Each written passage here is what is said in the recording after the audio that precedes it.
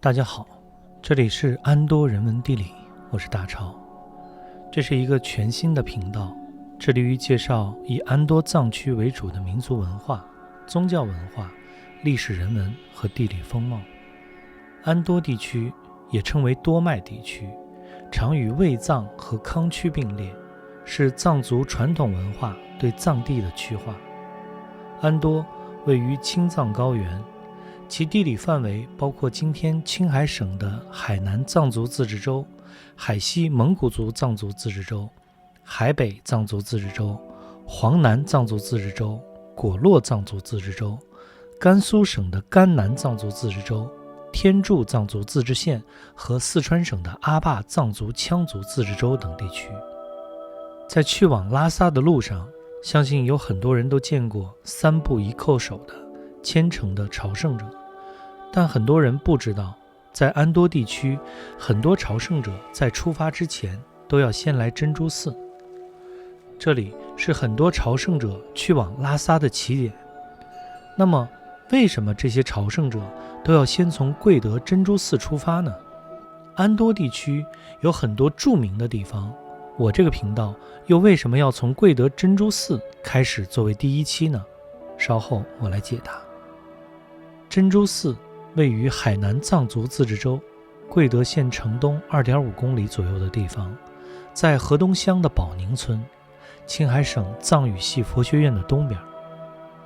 一进珍珠寺，就看到很多的信众正在wey桑炉旁边wey桑。顺便给大家来一个小科普，讲一讲什么是wey桑。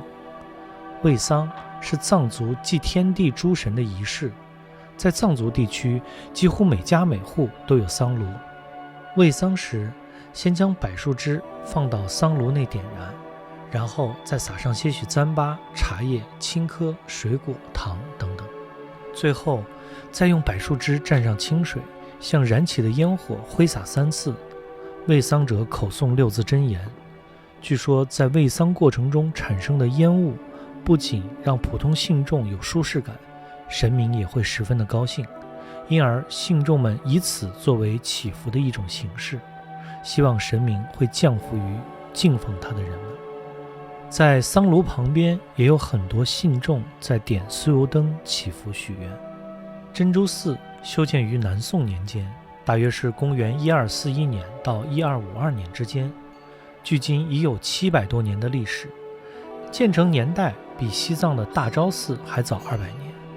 寺内供奉的释迦牟尼佛的加持力相当于拉萨大昭寺释迦牟尼佛的加持力，因此被称为前藏第一寺。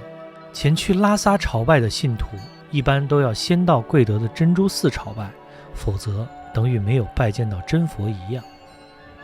一个新的频道在我眼里也像一场朝圣，所以我也把珍珠寺当作起点，从这里出发，从这里开始。关于珍珠寺的起源，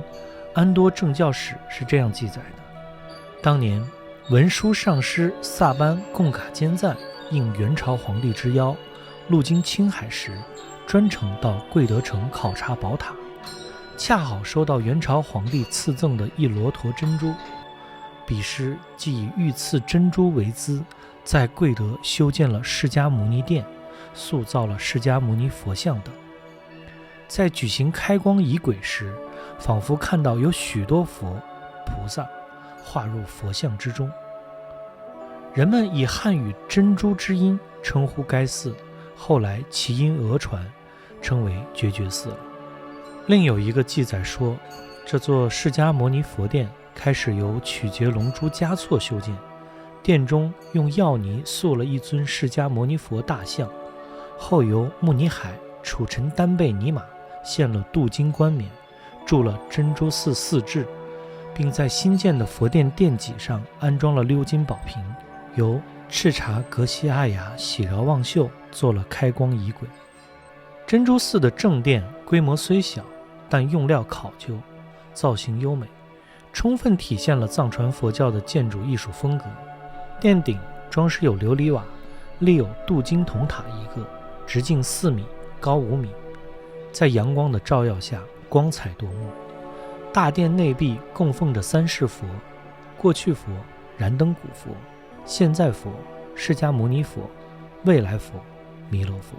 左右两边侍立着文殊菩萨、普贤菩萨、观世音菩萨、金刚手菩萨、虚空藏菩萨、地藏菩萨、弥勒菩萨、除盖障菩萨、八大菩萨和2尊护法神。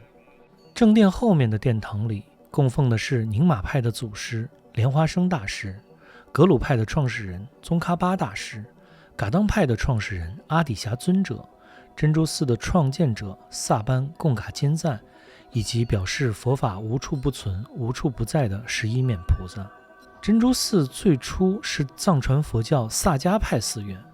明朝后期珍珠寺改宗为格鲁派寺院。历史上珍珠寺无僧侣，寺主历来由贡巴寺代管，而贡巴寺又是塔尔寺的属寺。这里是安多人文地理，我是大超，我们下期再见。